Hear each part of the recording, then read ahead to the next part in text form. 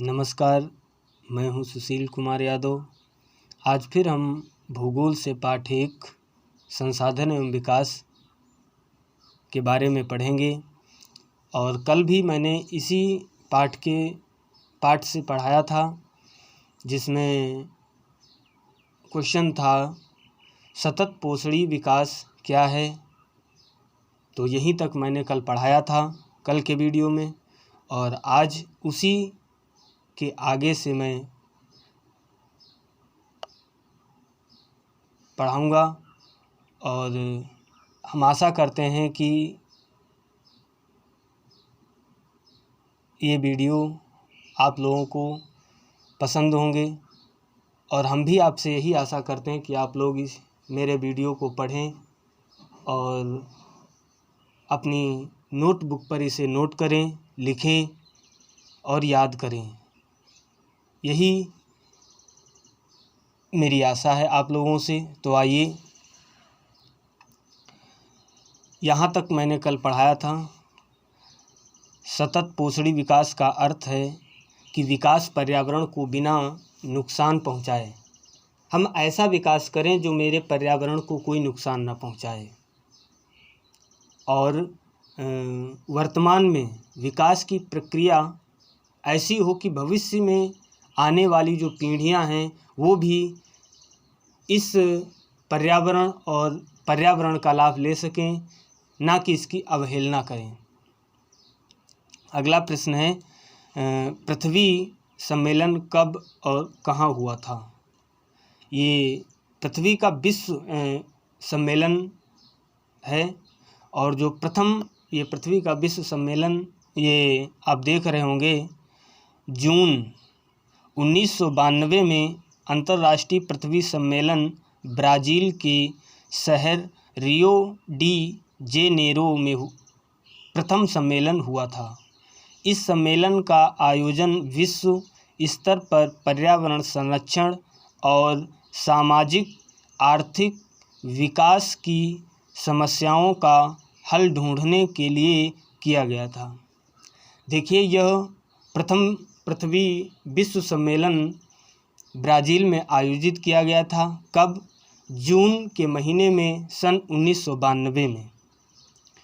Brazil का एक शहर है जिसका नाम रियो डी जेनेरो है, और इस सम्मेलन का जो उद्देश्य था वो यह था कि पर्यावरण संरक्षण और सामाजिक आर्थिक विकास की समस्याओं का हल ढूंढने के लिए इस पृथ्वी विश्व सम्मेलन का आयोजन किया गया था, जिसमें लगभग 100 देशों से ज़्यादा लोग सम्मिलित आए हुए थे इस सम्मेलन में। फिर अगला प्रश्न है, मृदा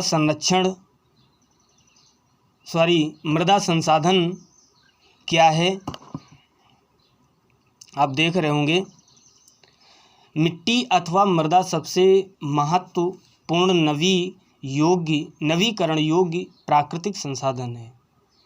यह पौधों के विकास का माध्यम है जो पृथ्वी पर विभिन्न प्रकार के जीवों का पोषण करती है।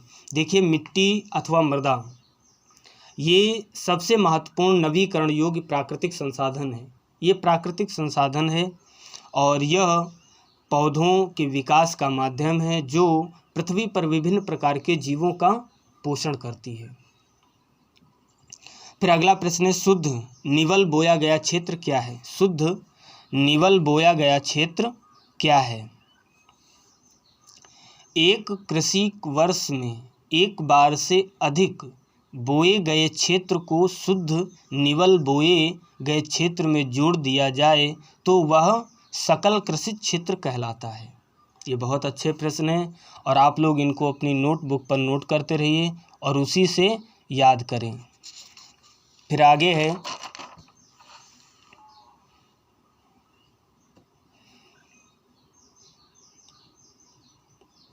भूमि निम्नीकरण और संरक्षण उपाय।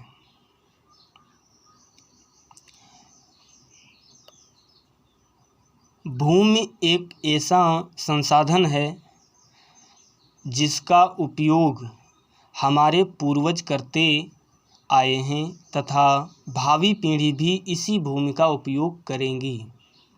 देखिए, भूमि एक ऐसा संसाधन है जिसका उपयोग हमारे पूर्वज करते थे और हम कर रहे हैं, और आगे आने वाली जो पीढ़ियां होंगी वो भी इसी भूमि का उपयोग करेंगी। इस भारत में लगभग 13 करोड़ हेक्टेयर भूमि निम्नीकृत है। भारत में लगभग 13 करोड़ भूमि निम्नीकरण 13 करोड़ हेक्टेयर भूमि निम्नीकृत है। इसमें लगभग 28% भूमि निम्नीकृत वनों के अंतर्गत आती है और 56% भूमि जल अपर्दित है और शेष क्षेत्र लवणीय और क्षारीय है। फिर अगला प्रश्न है मृदाओं का वर्गीकरण। मृदाओं का वर्गीकरण।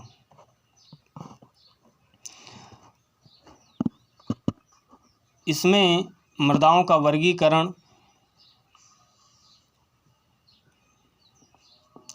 भारत में अनेक प्रकार के उच्चावाच भू आकृतियां, जलवायु और वनस्पति पाई जाती हैं।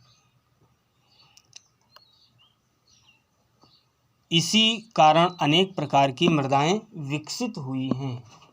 देखिए, भारत की जो जलवायु है वो विषम है। भारत की जलवायु विषम है और यहाँ जो वनस्पति पाई जाती है उसमें भी तमाम प्रकार की भिन्नताएं हैं। तो इसी वनस्पति की तमाम प्रकार की विभिन्नताओं के कारण हमारे देश में तमाम प्रकार की मृदाएं विकसित हुई हैं, जिसमें आगे अग्रलिखित हैं। जिसमें पहली मृदा है जलोढ़ मृदा। पहली मृदा जो है वो है जलोढ़ मृदा। यह मृदा विस्तृत रूप से फैली हुई है और यह देश की महत्वपूर्ण मृदा है।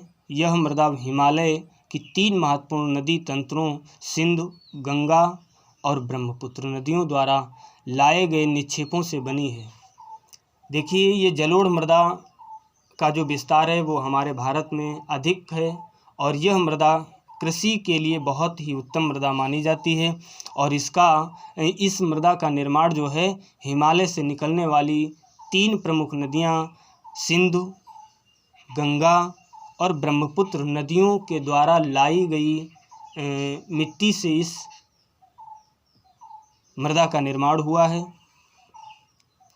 फिर अगली मृदा है काली मृदा।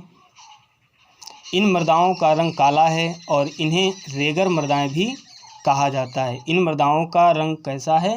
काला है और इन्हें रेगर मृदाएं भी कहा जाता है। फिर आगे है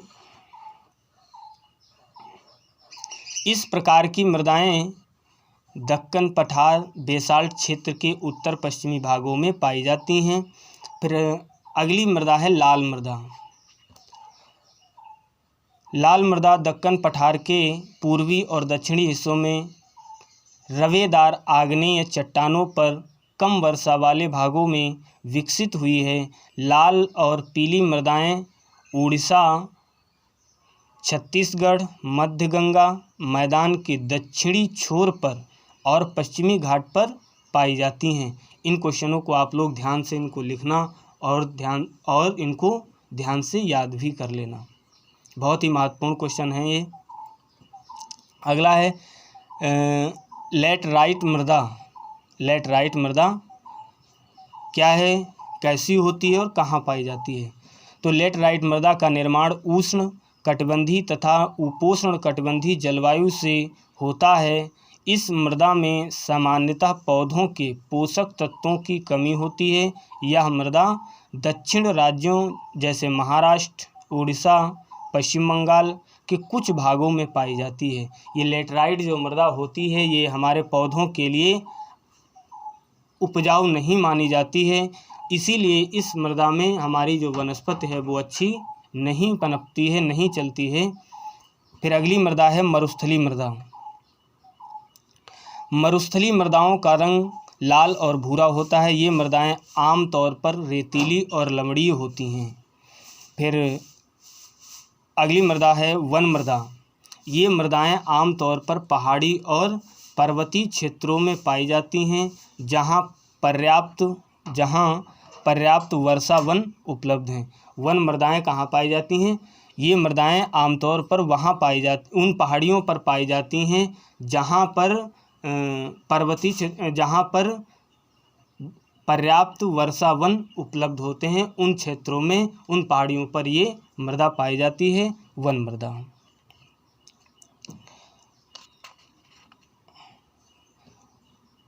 और ये लगभग भूगोल का पाठ 1 संसाधन एवं विकास, जिसमें केवल अब रह गया है विकास के बारे में पढ़ना, तो वो अगले वीडियो में हम आपको बताएंगे। आज तक इतना ही। जय हिंद, जय भारत।